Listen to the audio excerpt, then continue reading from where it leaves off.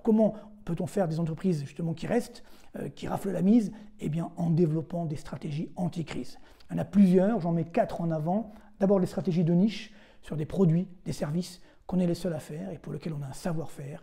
Et ce savoir-faire, deuxième stratégie, il faut le faire savoir. On doit communiquer effectivement sur nos niches. D'où la deuxième stratégie de communication. On n'ose pas trop, en France souvent on dit non, on ne veut pas faire savoir. Non, au contraire, il faut communiquer, ça va nous permettre de capter des clients. Troisième stratégie, j'en ai parlé, bien sûr, l'innovation. Il faut innover en permanence, pas que dans la high-tech, mais on peut innover partout. Je faisais des conférences pour les boulangers dernièrement, et justement, on peut innover également dans la boulangerie, dans tous les secteurs effectivement économiques, avec bien sûr des efforts de formation, parce que si on innove et qu'il n'y a personne pour mettre en place l'innovation, là aussi c'est compliqué. Et faites cette innovation avec vos clients pour savoir ce qu'ils veulent. Donc ça peut être la meilleure gestion donc, des stocks, des clients, le site internet, donc ce qui va permettre justement de créer une nouvelle demande, de créer justement de nouveaux marchés, de capter de nouveaux clients. Quatrième stratégie, évidemment, le développement à l'international. On a encore 3% de croissance au niveau mondial, donc bien plus qu'en France, ce qui veut dire que nos entreprises peuvent capter une partie de cette croissance mondiale.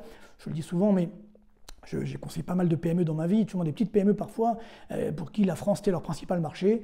Elles ont osé regarder ailleurs, voire faire des salons internationaux. Elles ont capté des marchés, donc notamment en Asie ou ailleurs. Et puis maintenant, la France, c'est un micro-marché pour elles. Donc c'est possible, ne faites pas de complexe d'infériorité. Les produits français ont encore une très bonne image.